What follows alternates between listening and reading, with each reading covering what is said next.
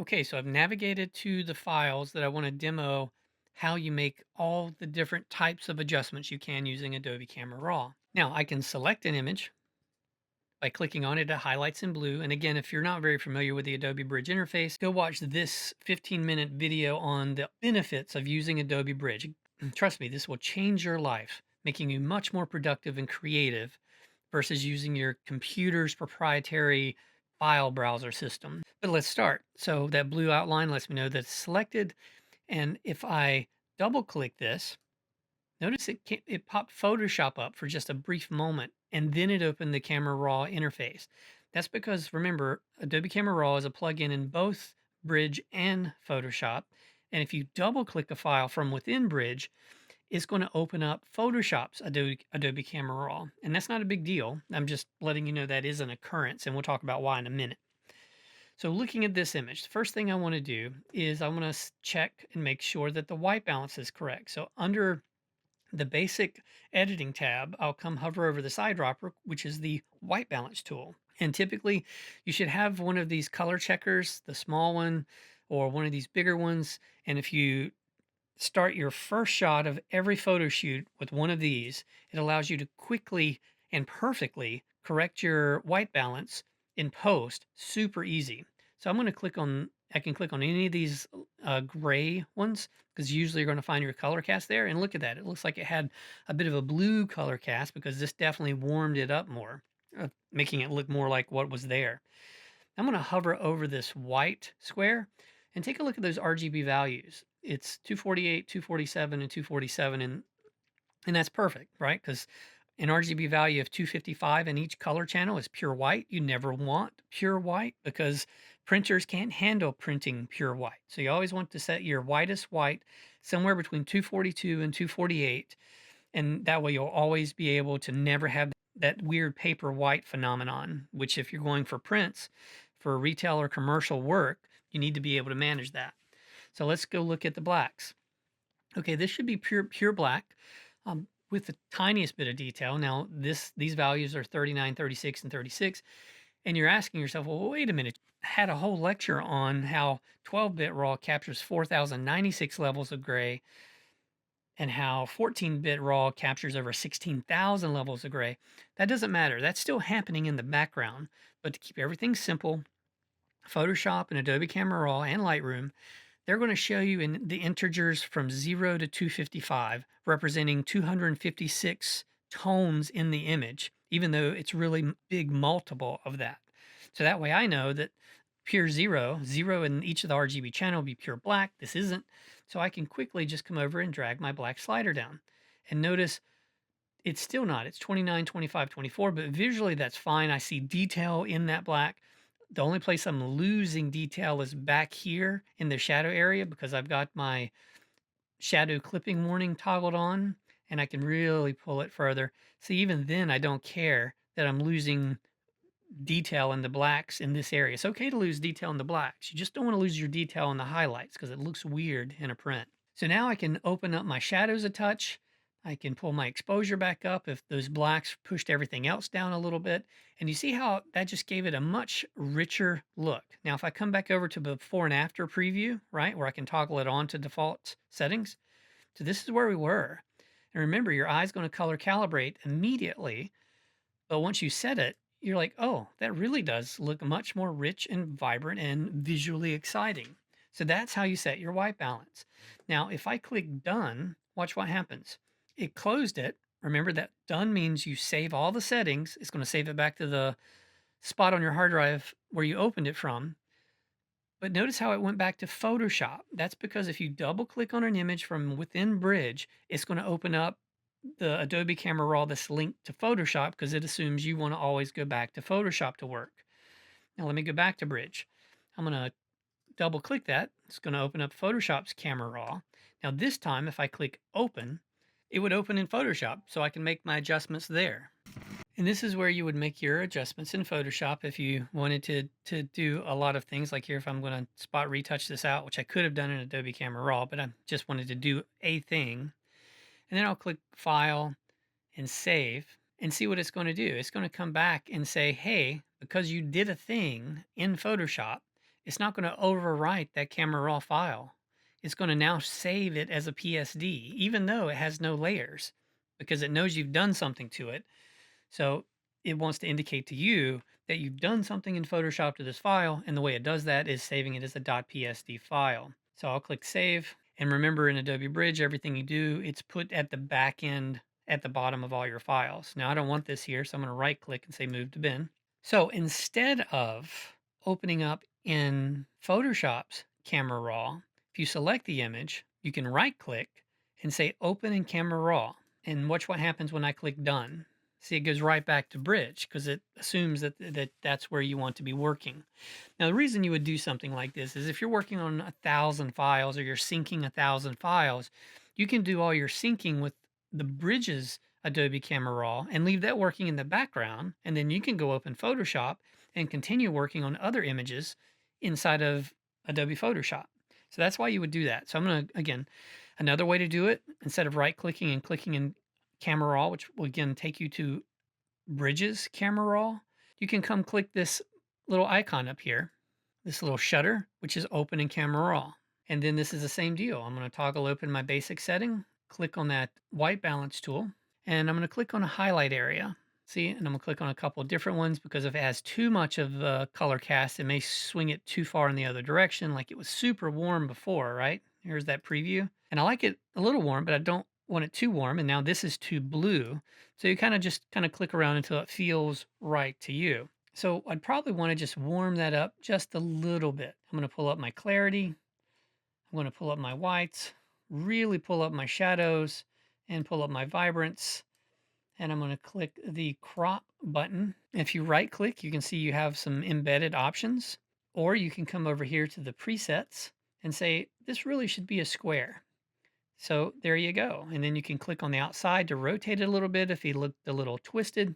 And this is a good place to stop. Now, if I hit open, even though this is Bridges Adobe Camera Raw, it will actually still save all the edited settings and open this image in Photoshop for continued work. I don't want to do that. I'm done. So I'm just going to click done and see how it immediately went back to Bridge. It immediately updated and it's told me, hey, you've made some basic adjustments. And then I also see the crop icons. That's letting me know I have cropped this particular image.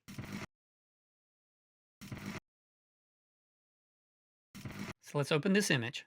What's the deal? Super cloudy, and it's like rain cloudy. So everything's super gray in the sky. There's no nice light hitting all those beautiful old buildings on the mountainside. And I don't know why you're here. Maybe this is a vacation and you're like, I don't want to remember it like this. And I'm only going to be here for this afternoon before I have to take my train to the next city. Or maybe you're a self-funded travel photographer and this is part of your travel photography. Or maybe this is for a client and you've been flown out for just one day, which happens. So you've got to make the best of it. So how can we polish it? Well, let me show you. Again, typically you always want to capture the best thing you can in camera. Remember, Ansel Adams would go out with that giant, heavy 8x10 view camera to the same spot day after day, week after week, month after month, until the cloud was exactly in the perfect place in the sky and he could capture the perfect image. Because again, this was before Photoshop, but we have Photoshop. So we can just take what's there and then reimagine that reality. So what do I like about it? I feel like the foreground is way too dark. So let's see how far I can crank up that exposure. And see, I'm running my histogram up against the wall, but it's not showing me what I'm blowing out. That means I don't have my highlight clipping warning on. So let me toggle it on. That's going to let me know, see, all the way over here before I start blowing stuff out.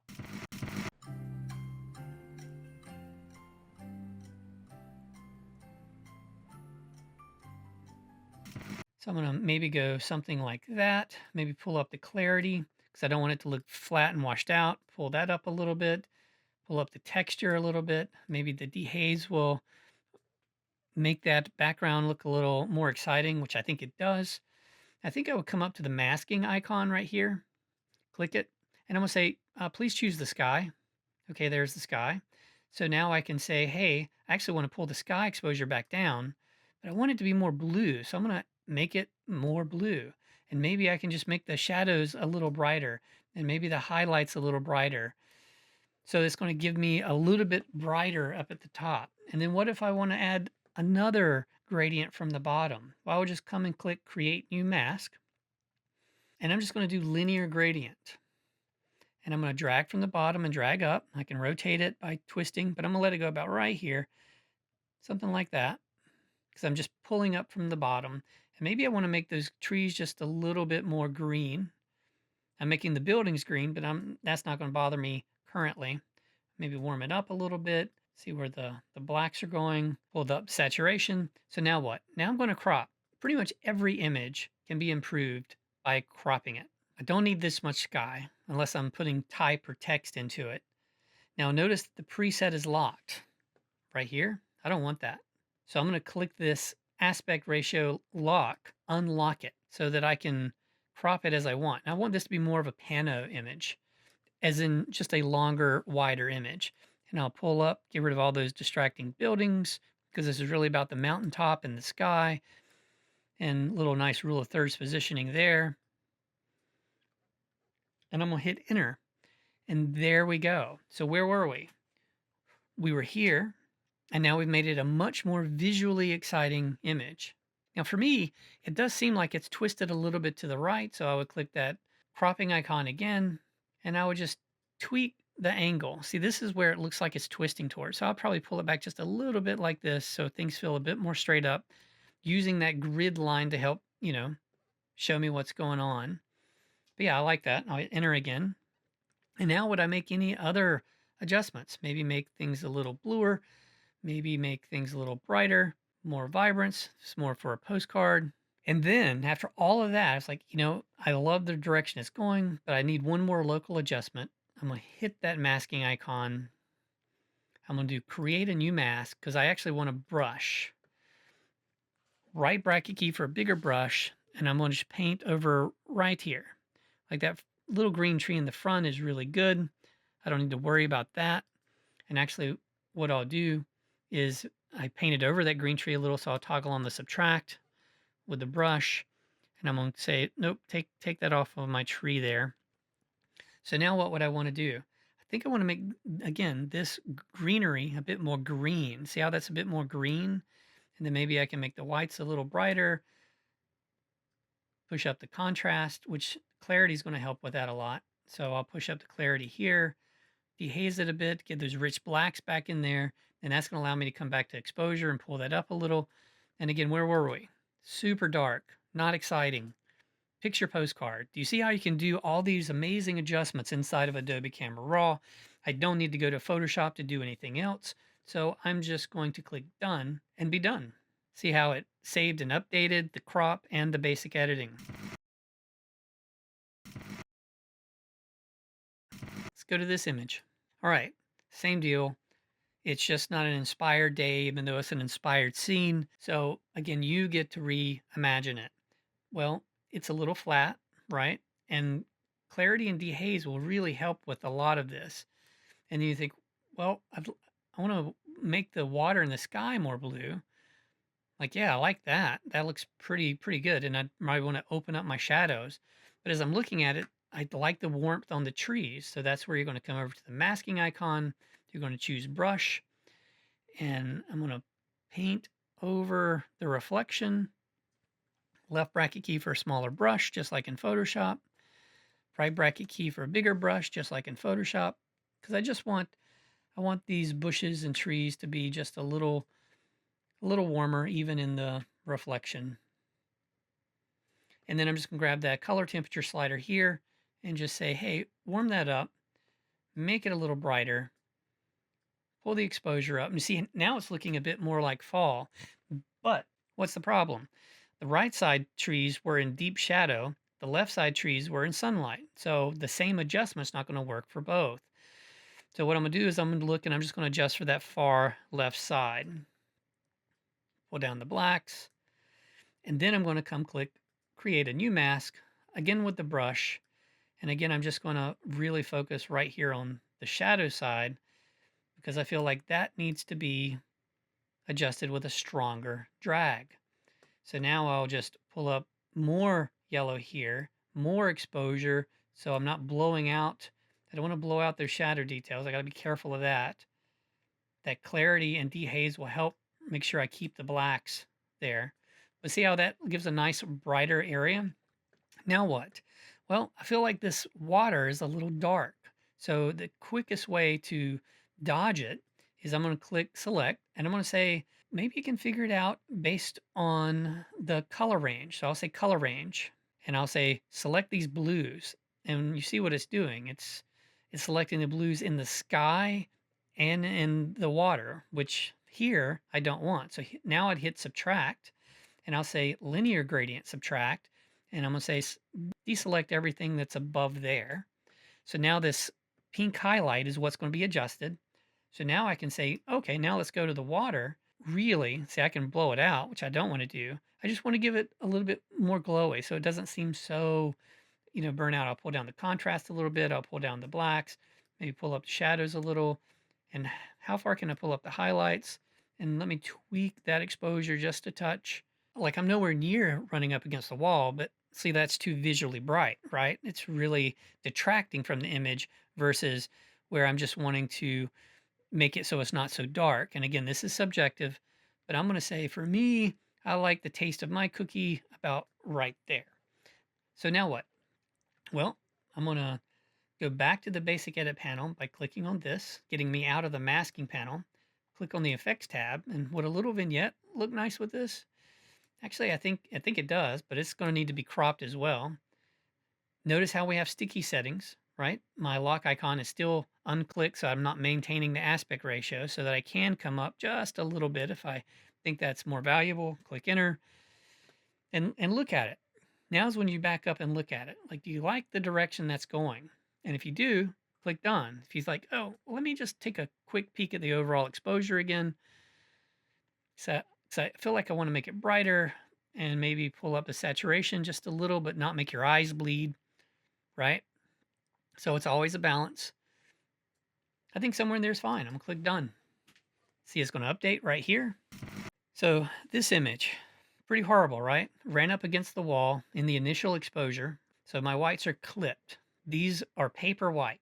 But luckily, because it's a raw file with at least 4096 levels of gray, I know I can come in and just recover my blown out highlights, and then I can pull my exposure down to up that even more. And actually, it looks like this is probably a more appropriate exposure for the scene. And then what? Well, this is really about the architecture and the buildings. I feel like there's too much dead foreground, dead grass, nothing that looks exciting for a brochure or website. I click the crop icon and I probably just crop out all of that bad asphalt and dead grass looking stuff. Maybe I'd pull this down just a touch, click enter. Yeah, I like for sure where that's going, but I don't want this guy there. It's very distracting. So I'd come over to this healing icon, click it. And right now, look at my options. I have a content aware remove, I have a heal, and I have a clone. I'm going to leave it on the content aware remove. And I'm just going to paint right over the guy that's walking, and I'm going to leave his shadow for now and see how it does. It does a really good job. Left bracket key a little smaller. I'll paint over the shadow and that little footstep. I'll paint over this little weirdness, and I'll paint over this little weirdness. Essentially, you've just got to break up the eye line. I think it did a great job. I mean, it's a fairly organic area, so it would do a pretty great job. Now go back to the basic editing tab by clicking on this icon. And then again, what would you do? Well, let's go in and do a mask and say, please select the sky. Okay, it's doing an okay job on selecting the sky. I missed a little here, but that's all right. I just want to make the sky just a touch bluer, a touch brighter. And then what? Go back to the basic editing tab. Now I'm looking at the entire image. I'd probably go ahead and pull up the clarity and the dehaze since it's more of a landscape shot. See how they gave it a lot of richness to the scene. And then in looking at it, I'm like, well, there's a lot of brightness here in this cobblestone. So if I click that masking icon, click create a new mask, I'm going to say maybe you can find that brick path as an object. So I'm going to click it. So I'm just going to select this, just like this. So I selected it and then it refined the edges. Do you see how it did that? I'll add to it. Add to there. Smaller key. Just say add this little thing. Add this little thing. Okay, I can't get those little parts in the back, which is totally fine.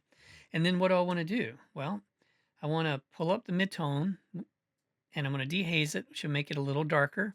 And then I can pull down that exposure because I don't want our eyes to go so harsh to it. And maybe I could warm that up a little bit, cool it off, which looks better to you. I guess neutral to cool looks the best. Now, last thing to do, come back to that basic tab, look at it. What looks off? These are not vertical lines, right? There's some problem there with the geometry. It's a great time to go over to the geometry tab. And I'm just gonna click A for automatic. It did a really good job, right? I could also click if horizontals were most important or verticals were most important, or here it'll do both. That one doesn't do a great job at all, right? So I think I like the automatic the best. I feel like that did the best job. I'd probably still go into the crop and just quickly rotate a little bit, kind of looking at the grid because that feels better to me.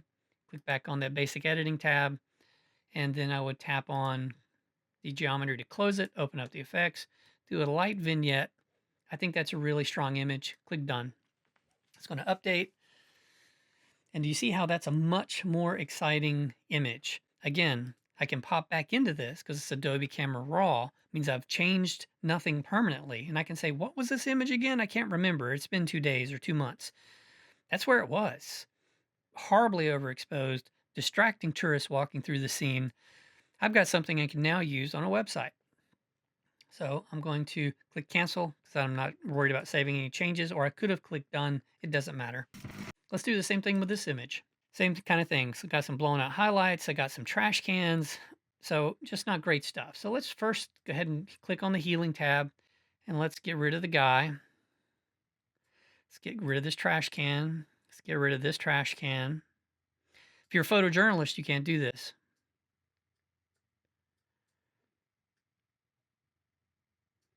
But if this is for your website, your promotional material, you're shooting for a client, they don't want the reality. They want the best it can be. Get rid of that shadow, these little dark patches. So I'm going to look at this image and I'm like, cropping is going to save a lot. I don't need all of this pavement here. That's distracting to the image to me. So I'm just going to click enter. I like that. Let's go back to the basic tab, pull down the highlights to recover them. It's a landscape image, so right away I go for the dehaze and clarity. Maybe this is just a little too saturated, so I'll pull down the vibrance just a touch, or maybe I'll leave the vibrance higher, but pull down the saturation just a touch. And it looks like this area is still too bright, so I would do a quick masking with a brush and just say, hey, this area is just a little too bright. So let's pull the exposure down just locally a touch in that area. Go back to my basic tab, toggle it closed. I actually like everything that's going on. I might apply a subtle vignette and click done. Okay, let's go to this image. Same kind of deal. Now, if you don't want to see a film strip because you're not putting multiple images here, which I'll show you how to do that, I'm going to go ahead and get rid of that just by dragging it closed. So I have a bigger real estate to see more of my images here. So what do you think? Well, I feel like there's a color cast. Let's use that white balance tool.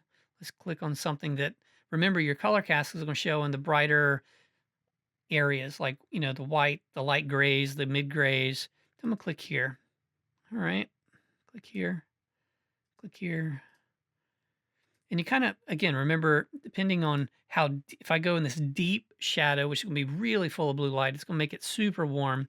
If I come over on the white, it's going to make it super blue. So you have to kind of like pick until you feel like it's going the direction you want with the realism that you want. And for me, that's here. I'd probably brighten this up, pull up the dehaze, the clarity. I want to open up my shadows. And overall, I think I do want to make this a touch more blue, but I want to contaminate those whites. So I'd probably have to stop somewhere right around here.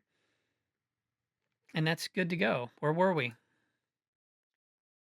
Okay, the horizon line's kind of dead center. So we should always kind of consider that. If I'm not putting a lot of white text at the top for my website, well, then I'll go ahead and go to a classic rule of thirds positioning because this image is truly all about the boat and the water, not the plain blue sky with no clouds in it. So I'd probably crop it to something like this. And I want you to do the same thing. Go back to effects, And as I look at this, I think, this really could be a little better in the water. The water looks a little muddy, a little dark. So let me just quickly go back to the masking icon. So I'm just going to choose brush, right bracket key. And once I've selected everything, I say make that water just a little bluer, but let's make it a little brighter so it's not quite so muddy. Make it a little bit more visually exciting. I don't want to clip any highlights, of course. We're going to bring those shadows. And you can see where you've missed a little spot right here. So let's go tweak that a little bit. Maybe tweak this side a little bit. So now it's like painting with the adjustments. Okay, so once you've got it everywhere, that's when you say, oh, okay, I went a little crazy. So again, just drag it back. But where were we? Because this looks good. Oh, wow, that's really flat and not good. So there we go. Click done. It updates. Looks like I've got a leaning tower here. So right away, I'm just going to toggle open that geometry tab. I'm going to click automatic. Maybe this was a good one for just the vertical. So notice how it's giving a little converging, like now the building looks bigger at the top than at the bottom because it's kind of doing the opposite problem because it's applying it too harsh. So you can just drag this vertical under the manual transformation just to kind of lean that back just a little bit. And then I'll toggle open the basics.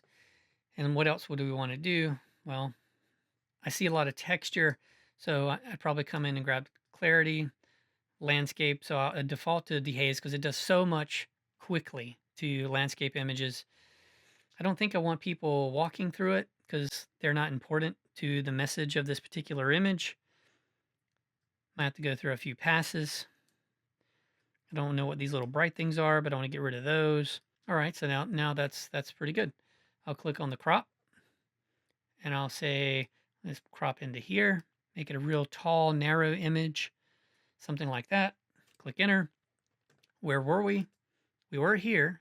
A lot of visual distractions, leaning building, and we tweaked it to look like this. Click done.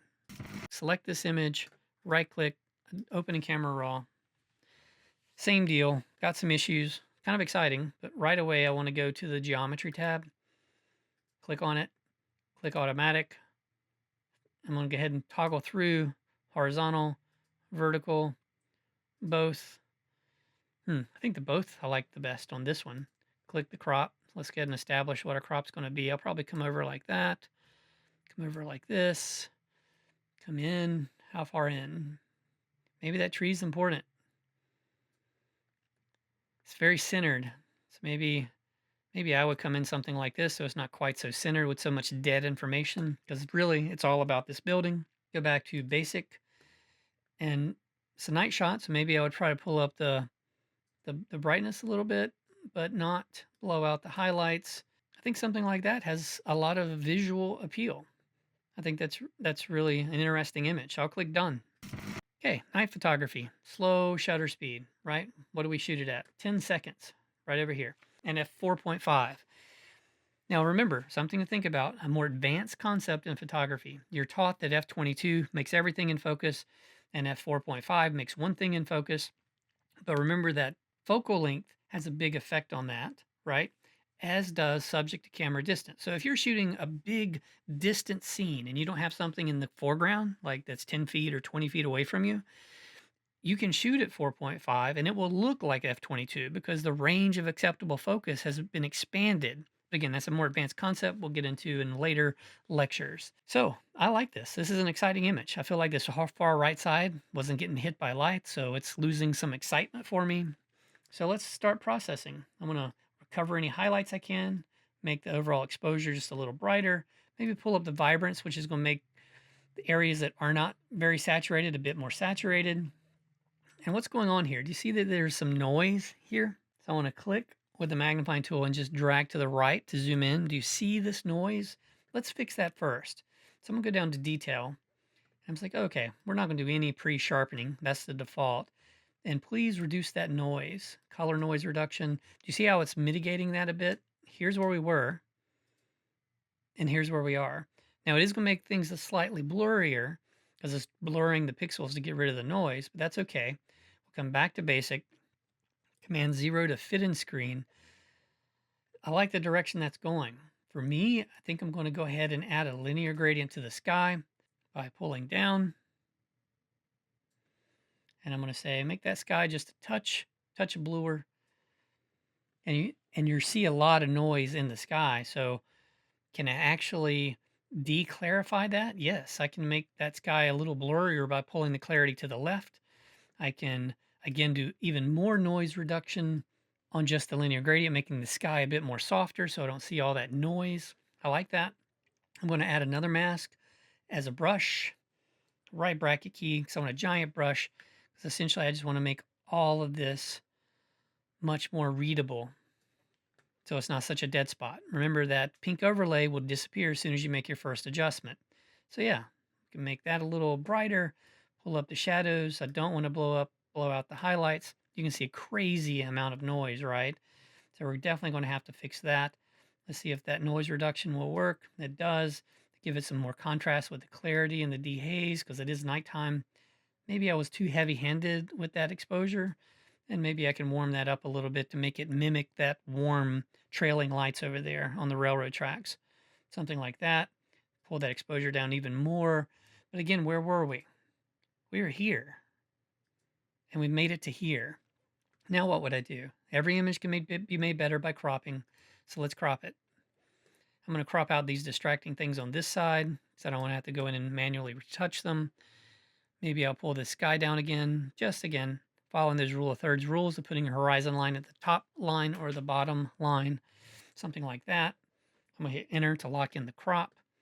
Probably scroll down to the effects tab, add a vignette, keep people in the image, go back up to basics. It's like, would I make the overall thing a little brighter? Maybe. Highlights down a little? Maybe. Now, if you don't like these blown out highlights, right, you'd have to go in manually, create a new mask with the brush, make it super small, and just paint over all these blown out highlights. Do I see any more? I don't really see any more throughout the image. I think these are the worst offenders, although these are pretty bright over here as well. So then I'm just going to pull those highlights all the way down. See, I got rid of those blown out paper white highlights. Oh, I forgot this area. And remember, just like in Photoshop, I can click once here, hold the shift key and click here, and it did a straight line all the way across. Paint out that little highlight, that little highlight. Oops, there's actually some over here I didn't see. I don't see any more. There's one down there. There we go. Click done. Updates to that.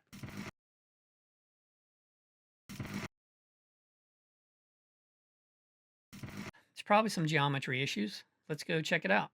Geometry. I think I like that one better, I remember. So I fixed the geometry. Basics. I think maybe this time what I would do is I would say, hey, let's go ahead and choose object. I'm gonna make a big brush and I'm not gonna process the grass and the buildings separately. I'm gonna say, please just grab all the buildings and the grass. It saw just the buildings, but I'm gonna say, no, I really wanted the grass. So now it's gonna find that as well. Small bracket key. Say you forgot this little area right up here. So please get all of that. If you hit P, you can toggle that off and on.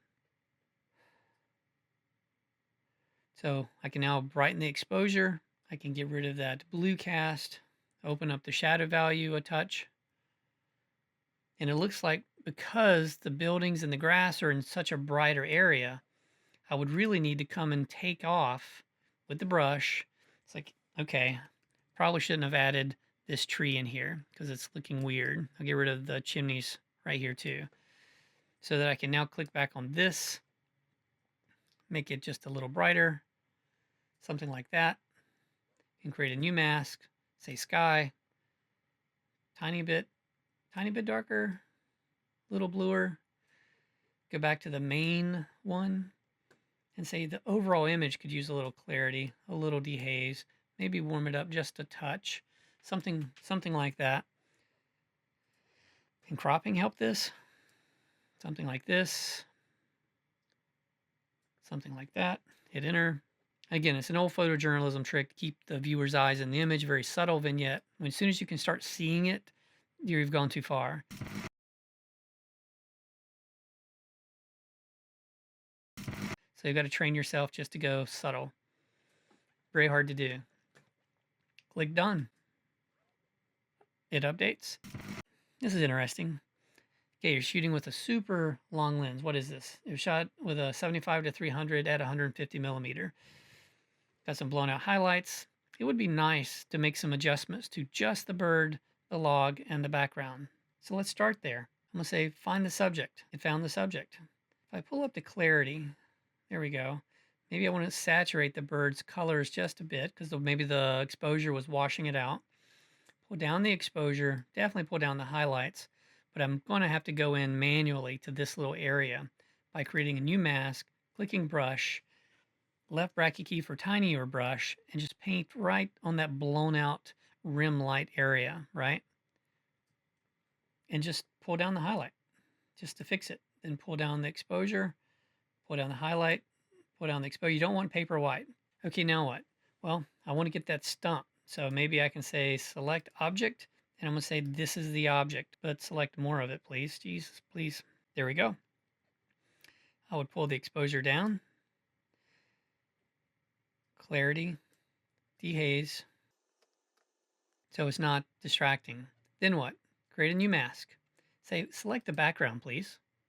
Let's see how it did. I feel like it got the stump. So I'd hit subtract, select object, and I'm going to say please subtract the stump from that selection. I can click subtract and say give me the brush. The brush is a manual thing. I'll say just don't include the feet, please. There we go. So now let's start adjusting the background. What would you want to do? Could I make it a little greener? Don't make the eyes bleed, but yeah, maybe make it a little greener. And maybe it's a little bright. So maybe I would pull the exposure down to pop the bird out a little more. And maybe I would go ahead and go to clarity and make it a little softer in that background, right? Basic tab, vignette. Where were we? We started here. Nice shot. Subtle tweaks to make it really, really sing. Does the crop look weird? Let's take a look. I feel like that's better. I feel like the bird's leaning too much. So I'm going to straighten that up to about there. And I like where this is going. Enter, done.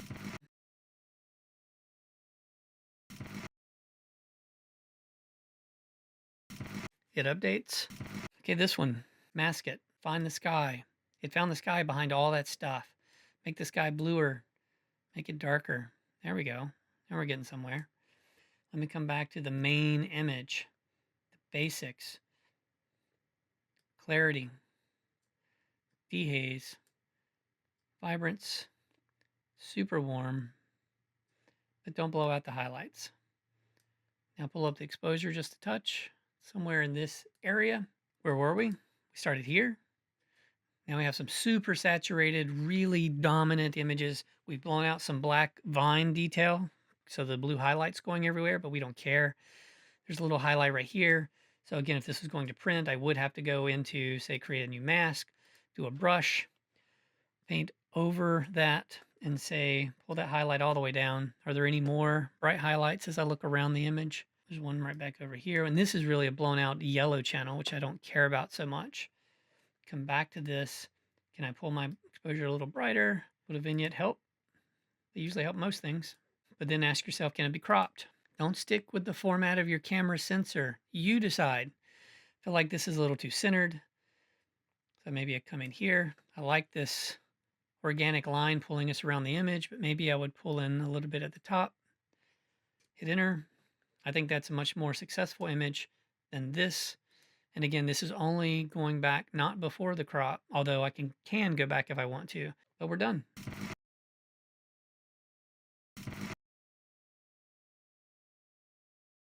Almost to the last one. All right, super long lens, 300 millimeter lens, probably a football field away. There's no way you're gonna have a fill flash, and you can't tell the bird, hey, can you turn around the other way so the sun will light up this shadow side a little better? Can't do it. So we're gonna manually adjust it. So first, select the subject just to see. It did a good job. So I can now add a fill board by brightening up the shadows a little bit, pulling up the exposure just a touch. And then I can say, you know, I like this, but I need a new mask. And I'm gonna use the brush because essentially I need to very carefully make this eye just a little brighter. So then I can say, yes, please, make that pretty bright shadows, keep the blacks, right? Maybe warm it up a touch. Get some clarity in there. Come back up to exposure. Maybe pull it up to there. I want another brush. So I'm going to say right in here, maybe in a couple passes here, I can make just that little area a little brighter. A little brighter. Perfect. Maybe a third brush right here. And I'm going to say smaller brush, left bracket key, paint over this highlight stuff, right bracket key, highlight. I'm going to have to pull that down with exposure, it looks like. That looks nice. But as I look at that, that beak doesn't look super exciting. Create mask, brush. If there was ever something to have texture and clarity and something like that, let's try that. Could have done a little better with my painting. I can select subtract brush, say, yeah, don't be so lazy. Do a little better job. All right. So let's go down to clarity. Say bump up the clarity a lot. Let's go back to the shadow area, the exposure, but keep the blacks, which dehaze will help with that, even though this is not a landscape image. Look at that. That's wrong. That looks weird. Maybe some saturation to pull in the blues and yellows a little bit. Go back to the basic. Where were we? We were here. And now we have this. Now I'm going to suggest let's tweak the background a little bit because we can. Create a new mask. Select background. I just want the background just to be a little darker, just to really isolate the bird. Maybe warm it up just a touch to match the color tone. And I guess we might as well go ahead and reduce the noise. Not that there's a lot there because it's such a nice lens. I think the crop is really nice in this image. I don't know that I would shift it. It's always good to have a larger negative space in the direction of travel or the direction the head is pointed. Always, rules are meant to be broken, but that's a good rule. Maybe throw in a little subtle vignette. Started here, ended here.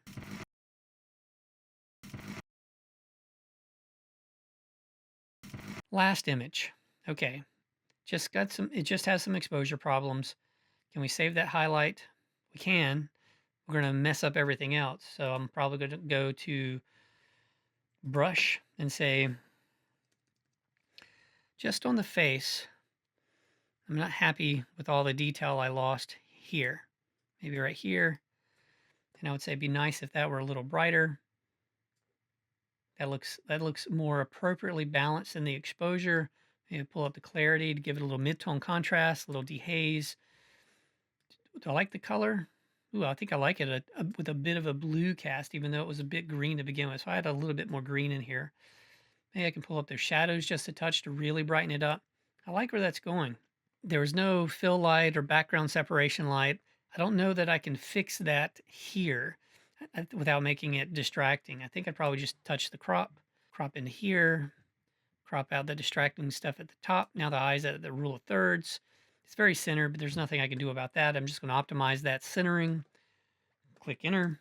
I'm on the basic tab and just take another quick look at it. Pull up the vibrance maybe. Pull up the exposure of everything. Something like that. Make sure these highlights aren't getting blown out. And where were we? Started here. This is definitely a more exciting image. Okay, this is me looking at this image and thinking, those highlights under the chin are still very, very distracting. So I pulled them down. I'd like for you to do that too. I'm not going to show you how, because I've showed you how to do this type of thing. So you just fix that error. So these are the images that I want you to process just like I did in this video. Hey, if you like this video and it helped, you can help me. Smack it, whack it, and crack-a-lack it. Take care. I like subscribers. That's awesome. Whoa. Yes! Oh my God, I did. This is... Hey, you stayed to the end. You know what that means? You're awesome. I'm talking about you. Now get out of here.